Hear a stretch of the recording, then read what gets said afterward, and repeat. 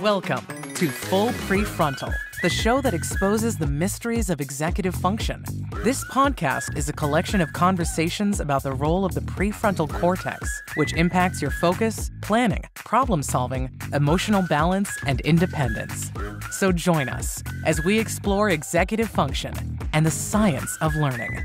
And now, here's your host, the founder of EXQ, Sucheta Kamath.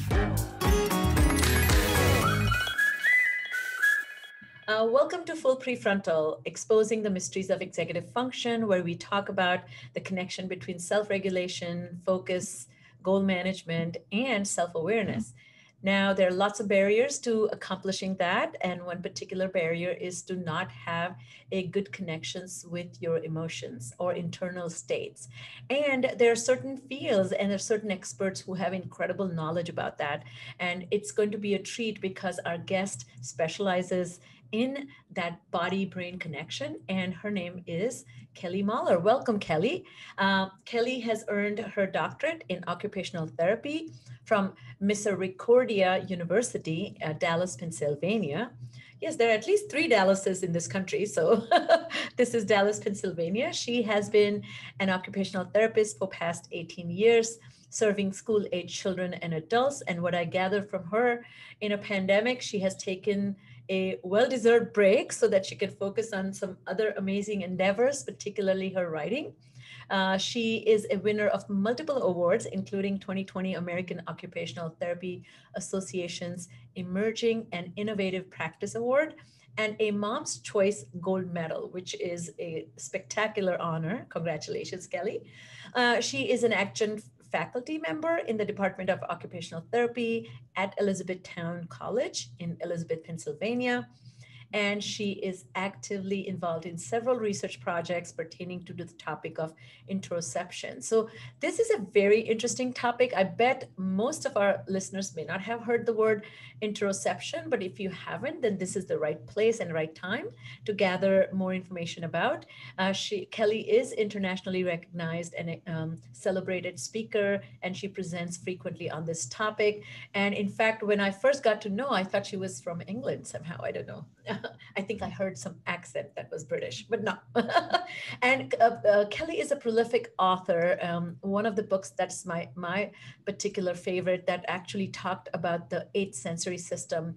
And before this interview, I was talking to Kelly that, you know, as a speech language pathologist, a lot of art education is about the brain and in the brain. And I love that occupational therapy brings it back to the body and then takes it back to the brain. So welcome to the show. And thank you so much for finding time for us.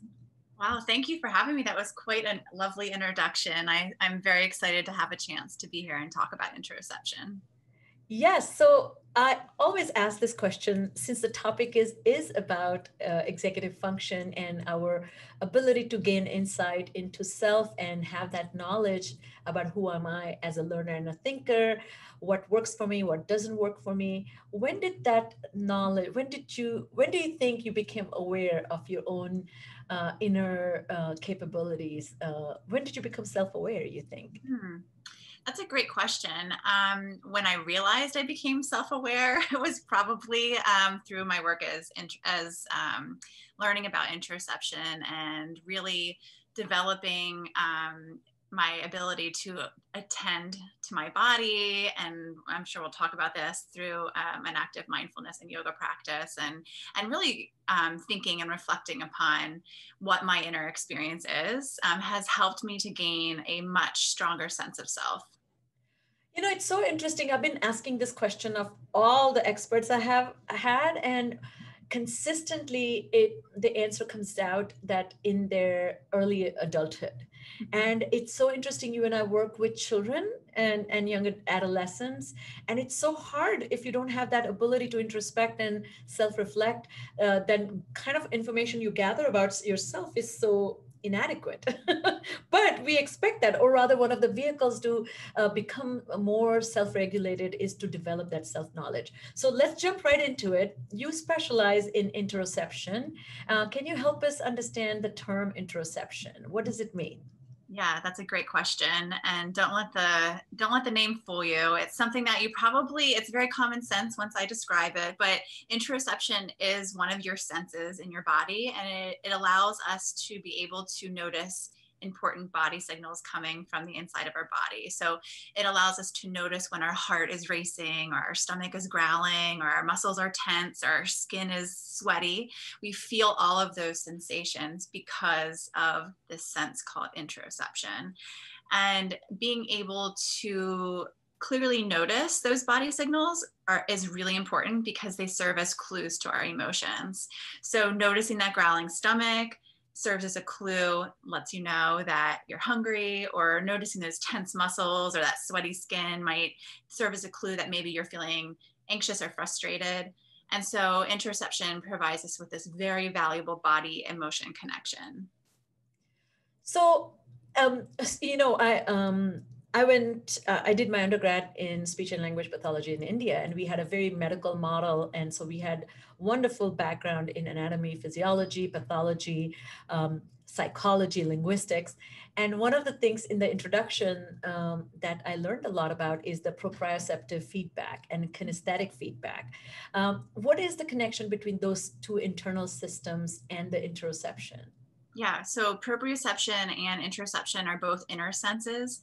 And so they're both gathering information from the inside of our bodies. And so proprioception is your ability or your sense of knowing where your body parts are in space.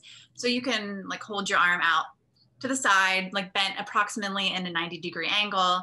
And many of us don't have to look at our arm to know what position our arm is in. We have little proprioception receptors in our joints and muscles, sending that information to the brain, letting us know that our arm is out to the side, bent in a 90-degree angle. And so proprioception is really helpful in allowing us to move with coordination and without a lot of thought. So you can climb the stairs without really needing to think like, I need to lift my leg and put my foot down on the next step. Like we do that automatically because of proprioception. And then that's opposed to interoception, which allows us to know what the condition of our inner body is. So how is the inside of our body feeling? And what's so interesting, and of course, what I love about our field is we take all these things for granted, and you don't know the value or importance or their auto functioning until we lose them, or there's an interruption in them, or they never developed at par. And so I had a patient many years ago, and this ability to, one of the tests where you touch, particularly even cops do that when somebody's drunk, is to, walk on a straight line and touch your nose and with left and right pointing finger. And I think it's so fascinating that in certain disorders or in brain-related disorders, you can actually lose these abilities. So definitely, this is connected to the way brain regulates itself or gathers knowledge about itself. So tell us about the maybe a quick neuro lesson on how does this work at the brain level. Well, I can't start at the brain level. I have to start at the body level. Oh, and yes, I'll tell let's you do how that. to connect with the brain. Yes. So interoception, you have receptors located throughout your body. So let me back up. All of our senses has a set of receptors in charge of pulling in sensory information. So your sense of sight, your receptors are your eyeballs pulling in information about all that you see outside of your body, or your sense of sound has receptors in your ears pulling in information about all the sounds around your body. And so interoception is exactly the same. Receptors located this time in the inside of your body, located extensively throughout your body. So in your major organs like your heart, your lungs, your stomach, your bladder, your colon. Then we have receptors for interoception in your skin, your muscles, even in like the whites of your eyeballs. And so these receptors are pulling in information about the condition of these body parts or how these body parts are feeling. And that information travels up various pathways, mainly either your vagus nerve or your some nerves in your spinal cord. And then it comes up and it lands in an area of the brain called your insula. And we all have a right insula and a left insula deep within your temporal lobe, or your side part of your brain. And your insula is what uses these incoming messages and translates them into your emotions. So they use these body signals coming in from the receptors as clues to what emotion or emotions you're experiencing. And so I think one of the remarkable things you're pointing out here is the attunement, that in order to recognize that the sensory information is coming, you kind of need a system that processes it and assigns meaning to it and recognize its role in functioning. So sounds like it can go wrong either ways. Hyper, you can do too much of it, or you can do not anything at all. So tell us what is of course, just like executive functions, even these skills are on a trajectory of development. So a 2-year-old is less attuned than a 10-year-old, probably. So how do we assess this, and when do we determine, I don't know if this is a good question, but when do we determine that interoceptive failures have become problematic?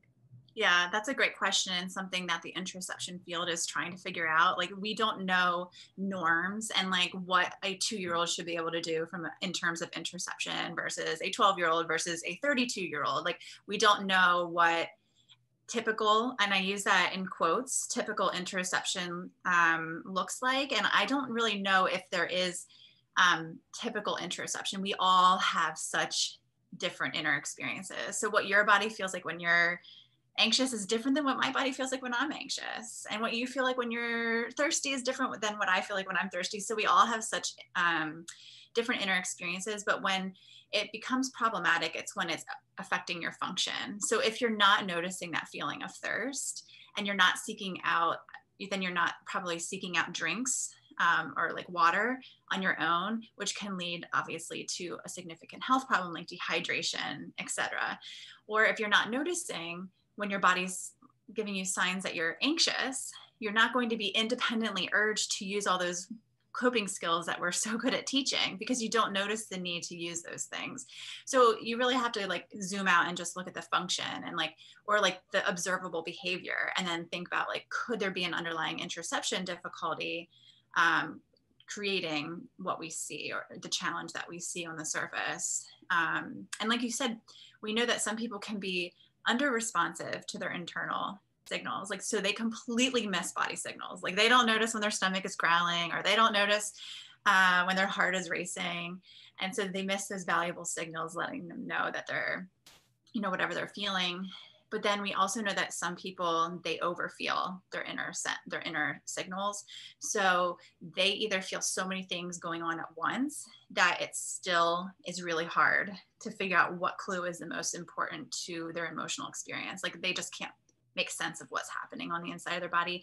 Or there could be one signal that's so intense, like for example, in a panic attack, like you might just be so stuck on your feeling of breathlessness or heart racing that you can't shift outside of that and notice any other body signals that are happening in your body. So there's such a varying degree of interoception challenges. And so to really look at the underlying picture and how it's impacting function is like where we're at right now, because we don't have those norms.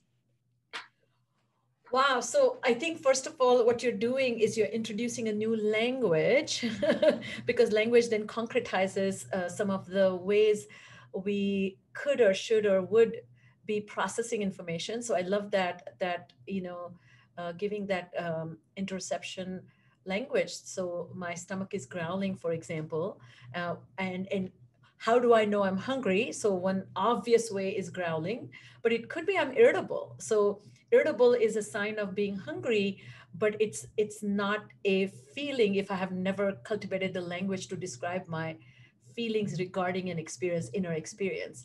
So maybe can you walk us through some of the systems in the body that we could begin to consider when we talk about interoceptions, and what would be a most obvious way it responds or gives a signal, and maybe less obvious? Is that a good way to think about it? Yeah, like when you're talking about systems, like, can you give me an example of what I was thinking about breathing, then heart, then stomach, then kind of like even our legs, like feeling, like you have done a lot of walking and your legs feel like lead. Yeah. Or you know what I mean? And I'll give you a quick example that it's so silly, but you're going to crack up. So bear with me. So I did in one of my ambitious projects was to do a triathlon, but not a massive triathlon, a sprint triathlon. So it had three sports, and I love swimming, and I'm a swimmer. So I practiced swimming, and I did like a lot of practice with, so I can, I polished that skill. And then I love biking, so I did biking too. I hate running, and so I did not do running at all. And the worst thing is I never did them in one day. So, so, Oh, so no. what I did not anticipate. So I knew individual experiences related to that sport. I never knew what does it feel like to actually come out of wet water with wet clothes and then put the suit and then get on the bike and bike in that. So completely different experience, right? So I'm used to like cool body biking in a relaxed way. So I got really like shortchanged there. But the worst thing was I never practiced getting off a bike that has now cooled off because of, and then run.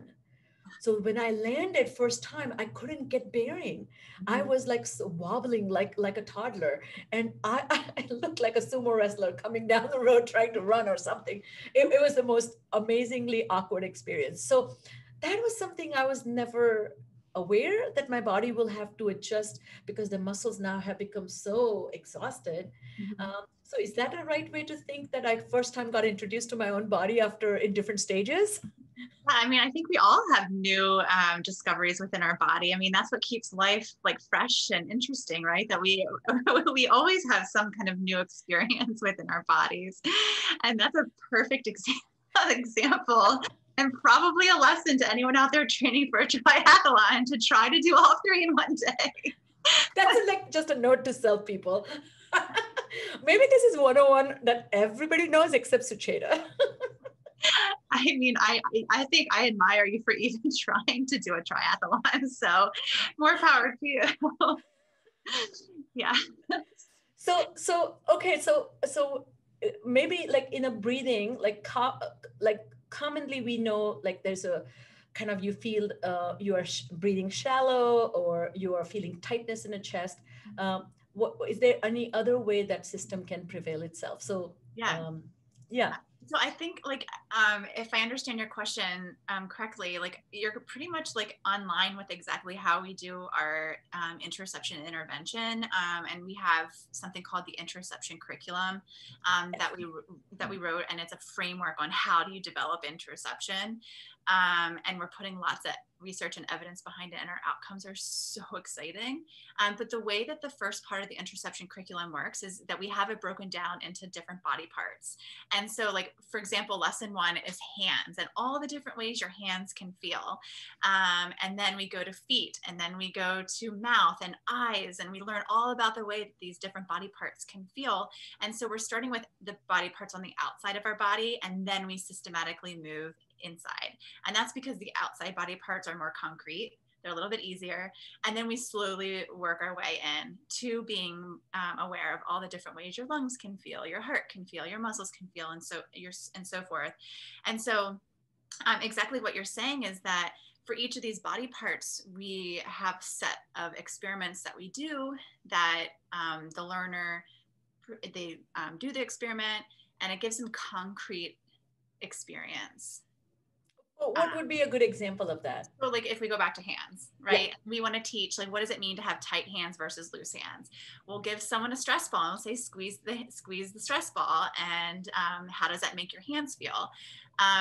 For a lot of us, it would make our hands feel tight or tense or maybe even sore. There's no right answers in our work because, again, what your inner experience is going to be is different than mine. So we acknowledge all answers, but we're trying to give that concrete experience of what it means to have tight hands, or what it means to have loose hands, or what it means to have cold hands or warm hands. We're doing all kinds of experiments to give that concrete experience. So we're not just assuming that they understand the language, because most of our learners, they don't understand the language to use to describe the way your body feels. And also they have a really hard time concretely understanding emotions, because our body signals is what gives those emotion words meaning.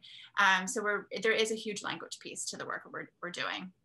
And we're giving concrete experience through our experiments of what it means to feel all of these different things in each body part.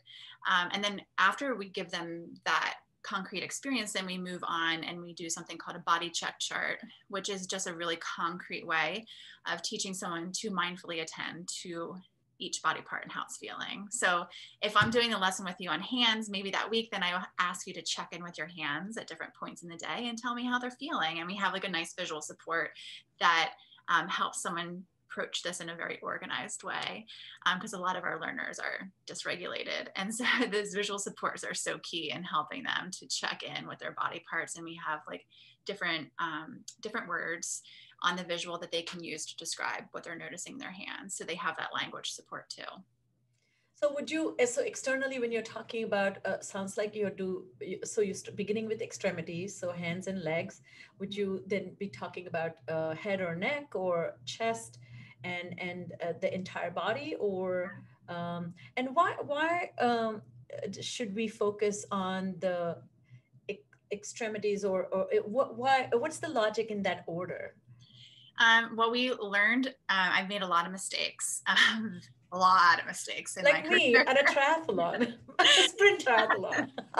And starting with developing awareness of inside body parts, like your heart or your stomach, like how your stomach can feel, that can be really abstract for some learners because you can't see it and you have a hard time feeling it. So that's like a mismatch. We're trying to meet the learners where they're at.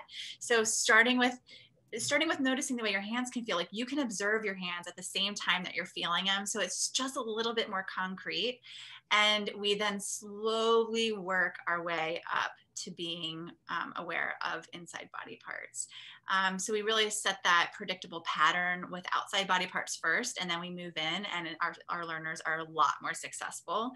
And through the work in the part one of the curriculum, we have 15 different body parts. So it's a cumulative process. So our curriculum is based on adaptive mindfulness, because right now the only evidence-based intervention for improving interoception is mindfulness. But mindfulness is amazing. I have an active mindfulness practice, but it is a mismatch for a lot of people. And where they're at currently. So we adapted mindfulness to make it more successful and available for a wide variety of learners. And so as you move through section 1 of the curriculum, you become aware of the way your hands can feel. Then we add on the feet, then we add on the mouth, then we add on the eyes, then we add on how your ears are feeling. And we slowly build to then being able to check in with 15 different body parts and how are all those 15 different body parts feeling. Whereas in like traditional mindfulness, sometimes we'll say like, how does your body feel? And like, that is like, whoa, like that's way too much, way too much. It's like saying to somebody, do you want to go to India? Well, yes, but you have to pick a place or region. Yes. That's exactly right. Yeah, it's way too much. So we're slowly building someone's mindfulness skills. And we've been just having such incredible outcomes with that work. I think what's so fascinating, again, I think, and I'm so glad the work you're doing is one, I think in we talk a lot about 21st century skills, and they're so it's focused on creating these amazingly independent children who become successful adults. And somehow it is made to believe that you arrive at success by hook or crook. And if there are any barriers, you just overcome them. What I find fascinating in that definition is the barriers are always going to be there because you're trying to achieve. But if you keep the entire endeavor of life cognitive or cerebral, then you are really discounting 50% of your being that comes from you being a person embodied in a body, right? And then I think I'm so glad that the contemplative studies research in mindfulness is kind of bringing that body-mind connection. But talk to us a little bit about the value of doing this work, because there are, like, we know the research shows that the developmental conditions such as ADHD, depression, anxiety, autism, and not just limited to that, but trauma can actually disrupt the internal communication. Why are these kinds of conditions disrupting that regulation that happens at the body level? Yeah, I don't think anyone has that answer yet. I don't know if you know why these disruptions are happening. I mean, there's some theories, and I think it's different for each of the conditions you mentioned. Like for trauma, it might be out of protection that you're just dissociating from your body because your body becomes a really intense, unsafe feeling place. So that's just out of survival. And again, that's just a theory. It's not well researched yet. And we know that people with ADHD, autism, depression, anxiety, in fact, there's papers published that every single mental health disorder that there is or diagnosis that there is implicated or has underlying poor interoception. So there's something going on at the body level. And I think that, you know, as OT, like we have our roots in mental health, and the whole mental health field is rooted in cognitive approaches. And like you said, like we have completely lost, like we're just completely forgetting about 50% of our being. And so for bringing this body-based work back into it, like I almost view it, especially from like the research that I read, as like the body is the first step, then the cognition, the higher level thinking is step two. But so that's why like a lot of our supports that we're providing, we don't, and I was one of these people, but I was way too high for a lot of my clients. Like I needed to rewind and, you know, work on the body first to then really be able to help like some of my cognitive behavioral approaches that I was using really make sense to that person. You know, it's so funny that I too I shared the same predicament for myself. I think to appear very, I don't want to say legit, that it was heady and complex.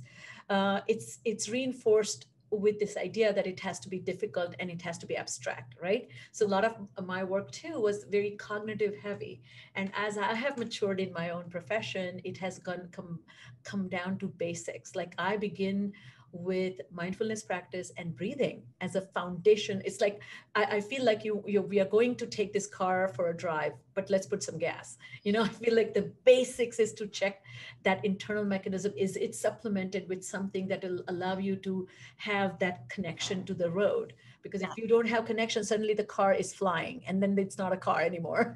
I love that analogy. One of my clients told me, and I love this analogy too, she said that these cognitive practices is like giving someone a DVD, but without checking to make sure that their DVD player is working first. And I thought that was like such a beautiful analogy. And she's an adult in her 50s and has gone through therapy after therapy after therapy. And it was finally like, oh my gosh, like this is why no therapy ever worked for me. And she thought it was her fault. But it was like, no, like it's because, you know, we're just coming into this field of interoception and really understanding how it influences all of the other wonderful things that we do as therapists. So another analogy comes to mind, is I always say that particularly my work is in self-awareness that should lead to self-devised strategic thinking, because at the heart of all self-management is how do I know what to change about me so that I can attain the goals I have for me. That's summarizing executive function. So I feel I always tell my clients, and when I do the training, that imagine we all carry a flashlight. And the fundamental function of the flashlight is to shed light upon something. But we intuitively think the flashlight is facing outward. It's facing on the world. So when you talk about this internal introspective skill set, then you turn the flashlight inward.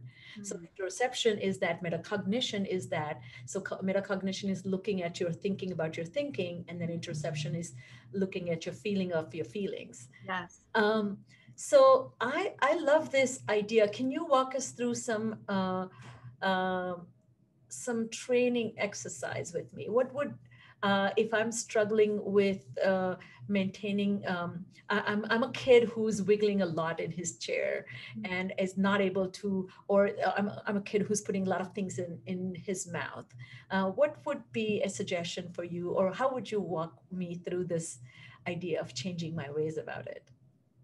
Yeah, well, I would help you to become more aware of how your body is feeling, and then help you to be able to connect that to like so now now you're noticing the way your body's feeling. Like, what is that telling you? Like, what is that a clue to? Like, is it a clue to the fact that you're feeling wiggly or you're feeling distracted? Or it's a clue that maybe you need to go get a wiggle cushion because your body's sending you like really powerful messages that you need to move to learn.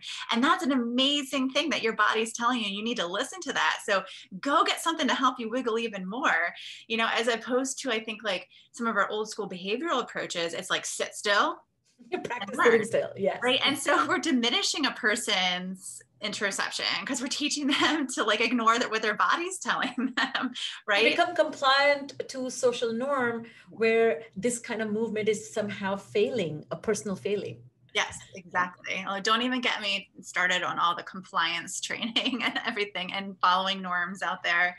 I mean, I think we have a lot of work to do in so many different areas, but yeah, to like really embrace each person's individual inner experience and what their body needs to be successful is not something we're good at as a society. As a society, our bodies are like, I know it's like a faux pas, like we cannot talk about our bodies. Like, no, don't talk about your bodies. Your body is not a thing. Like, it's just all up here. Just focus your mind and you'll be okay. And, you know, and like, thankfully the recent emerging research in the interoception field is blowing that out of the water. But we have a long way to go. So what is, you also talk about eating disorders, and so many young adolescent girls that I work with are struggling with their body image, their relationship to their learning and becoming independent is so intertwined with the perceived impression that they are trying to fulfill. And they kind of are working on muting, more intensely working. I don't see as much as boys doing that. There was an interesting book that just came out. My girlfriend and I were on a walk and we were talking about this book. And the author talked about that she had teenage boys and girls. She has 2 boys and 1 girl, and their friends were home. And she walks in the late afternoon and say, "Hey, who's hungry?" And all the boys shouted, "Me." And the girls just looked at each other. Mm. They were like, "Okay, are we supposed to be hungry right now? You know, like, what's the consensus?"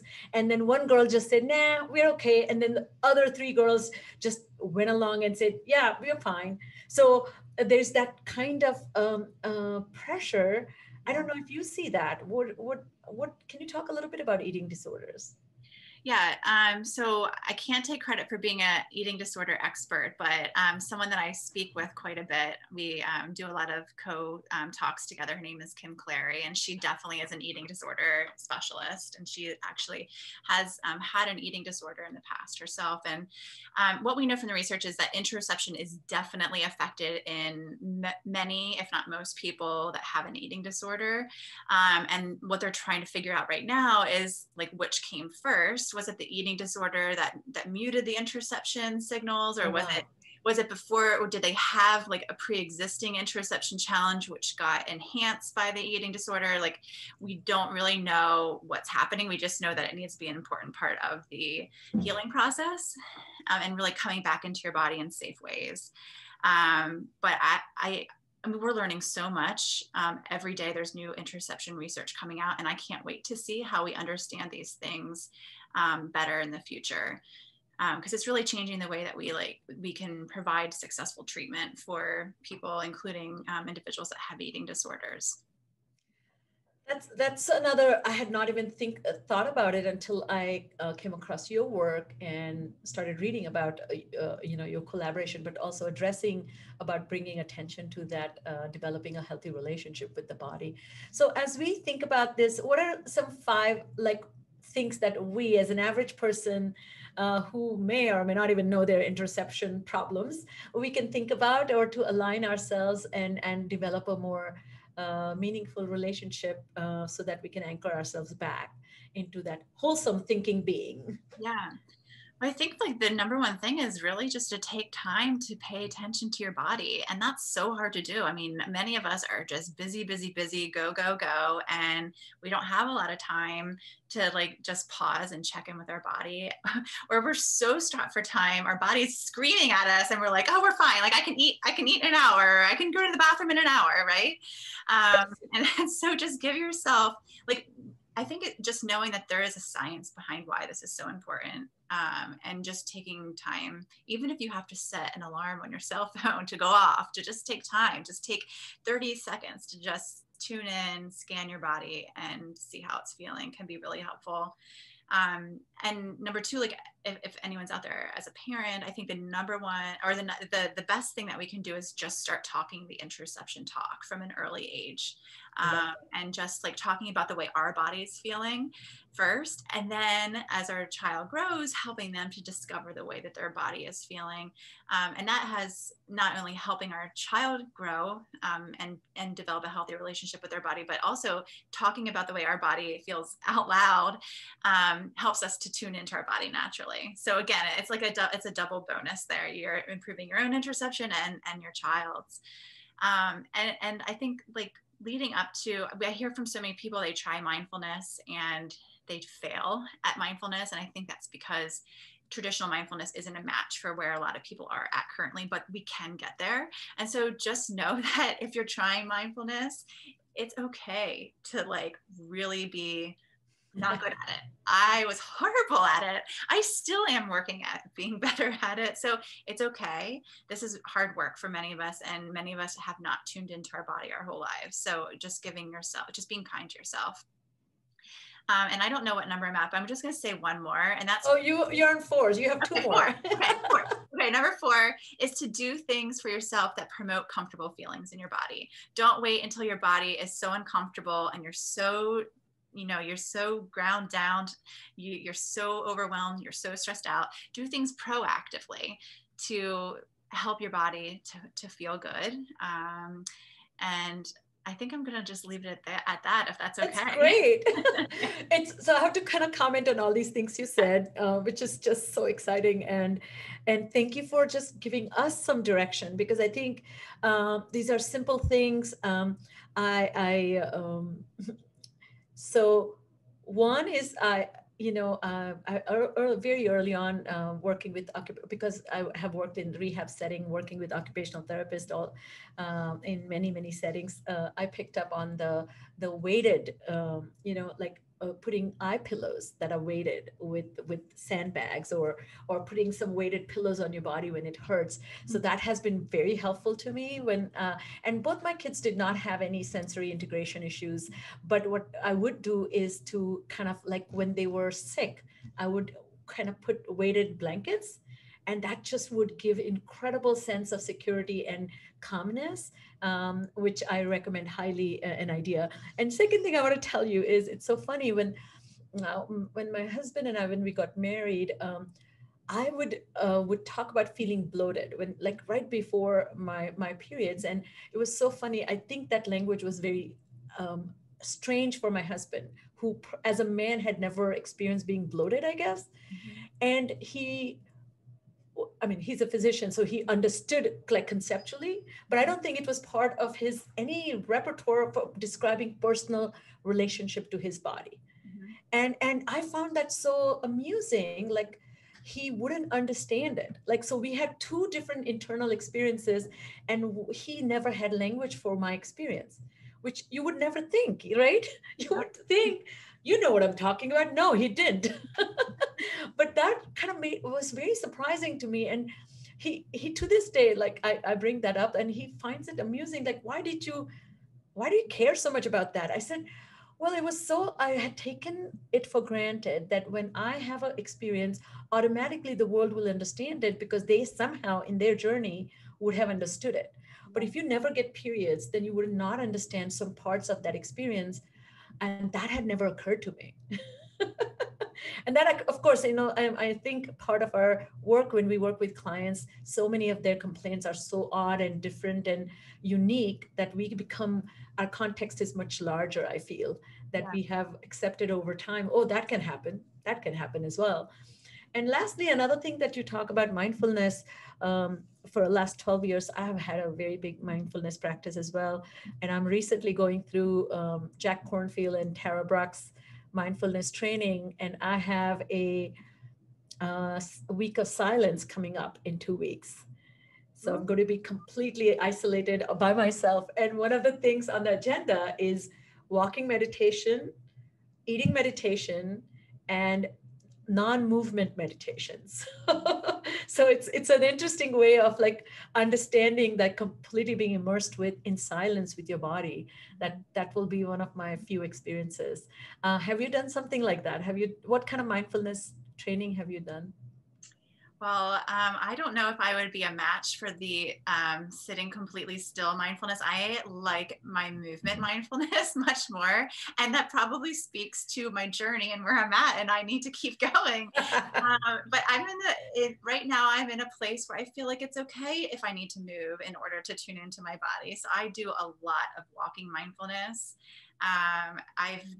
Someone was just telling me about, I think, something called forest mindfulness. I'm not sure, or forest bathing is what it's called, I think, which I didn't know I was don't know really what that doing, is. but I love going into the forest and just being just being present and like noticing everything around me, noticing how everything around me is making me feel. Like I just love that.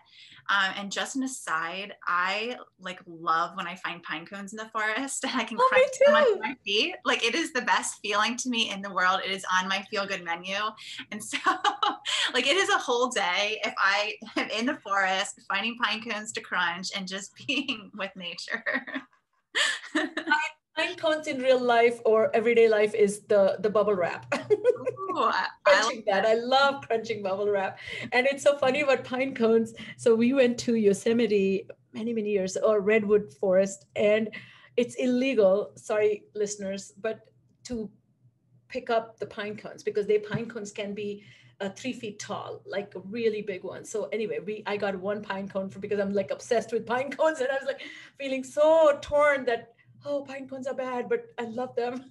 So yeah, I think that's one of the things that when my kids were younger and we did a lot of hikes, and is alphabet meditation. So you go through the forest and look at tree shapes and identify A to Z alphabet. In the shape of the twigs and the branches, and that would, one of the hardest of course is B, and anything with the round P's, but that would be something that we would do as a family, and that always became an adventure, meaningful adventure. Kelly, you're such a fascinating researcher, and that your work is just incredibly meaningful. Thank you for sharing it. As we come to the end, do you have any recommendations, any books that have made a big difference in your life, or you recommend our readers to grow internally? To grow internally. Or whatever you love, anything you would recommend will be fantastic. Oh my goodness. I have read so many fantastic books. This must be one of the hardest questions I've ever been asked. I don't know why this is popping in my head, but I love Malcolm Gladwell's work, and his book Blink. I love that. I love it. Yes. Also Daniel Kahneman, his book on Thinking Fast, Thinking Slow. Like I love that. I loved that book so much.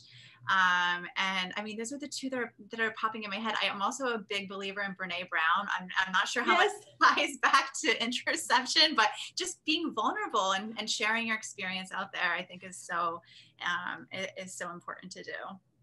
And I think, sorry, we have come to the end, but I can't, you just made me think about this. I think that vulnerability is such an important aspect of interoception. I had not thought about that.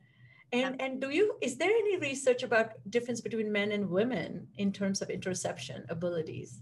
Yeah, I think there's only like 2 studies looking at that, so not enough. And I have to go back and read them. So you might want to look this up to make sure I'm clear. But I just remember being really surprised about the findings. And I think that one of the studies found that the men scored better on the interoception measure, or if they scored better in some aspect of interoception, which surprised me just from a society standpoint.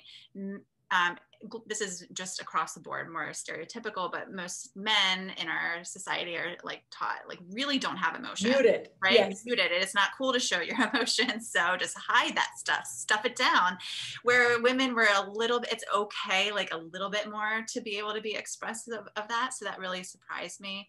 But now you're making me want to go back and read the study. There was something about it that surprised me. That's so fascinating. Yeah, I'm always confused. There, I had another researcher.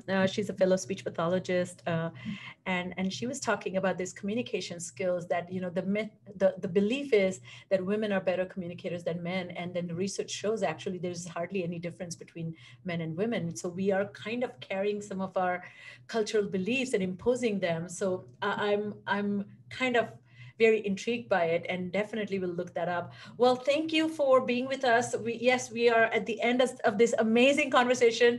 I'm sorry if I'm not letting Kelly go, but this again has been a fantastic episode where we have discussed these important topics. My goal for you all was to really introduce a topic that you probably have not thought about or heard of, unless you're dealing with children or adults with some issues with interoception. So I'm glad to introduce that topic through Kelly, an expert who, again, has a very well-rounded wisdom about it.